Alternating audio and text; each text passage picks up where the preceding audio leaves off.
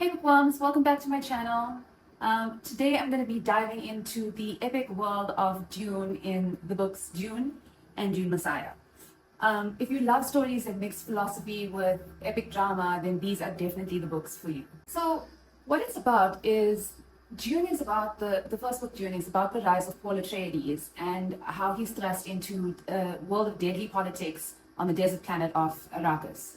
Dune Messiah, on the other hand, is a haunting exploration of Paul's reign as emperor and the price of power. So, from the addictive spice melange to the prophecy of the Kwisatz Haderach, these books redefine epic storytelling, especially from a science fiction space opera perspective. So, there are two main characters within these two books. The first being Paul Atreides. He's a tragic hero who becomes a godlike ruler but wrestles with his humanity. And then you have in the second book his sister Alia Atreides. So she's a child that's born with immense knowledge and what is called prescience, but is teetering on the edge of madness. There are also a couple of secondary characters that are just as important. There's Chani.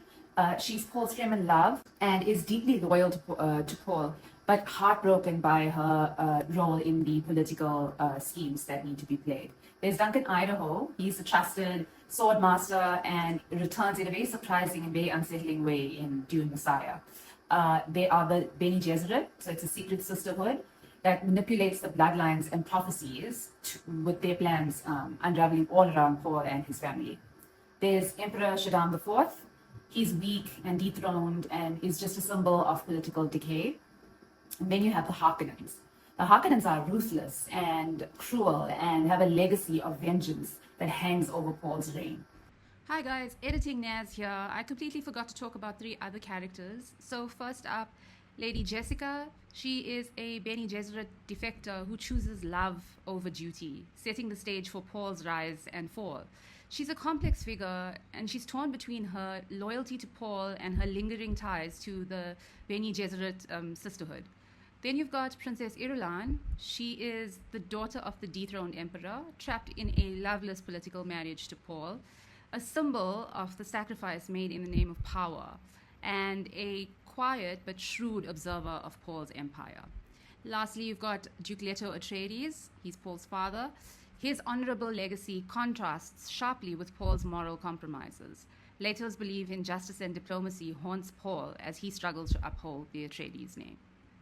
So from a themes and literary commentary perspective, you have the God-Emperor paradox. Paul embodies the paradox of being worshipped as a god, but despising the blind devotion that he inspires. His visions of the future, his prescience, trap him, and every choice leads to suffering. Then you have the Bene Gesserit and their manipulations. So their obsession with control and it just spectacularly backfires as Paul becomes way more than what they had anticipated and intended. Then you have, if you're familiar with the Badlerian Jihad and how the Dune world sort of became what it is, you need to read up about that. But basically the Mentat paradox, where Mentats like Kufehawat and height, showcase the irony of ultimate logic failing to account for both human emotion and fate.